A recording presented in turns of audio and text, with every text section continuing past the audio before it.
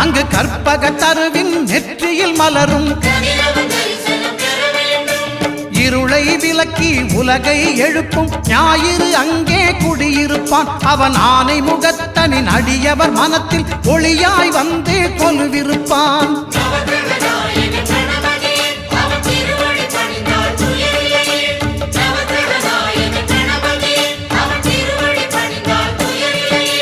ஒன்பது கோளும் ஒன்றாய் காண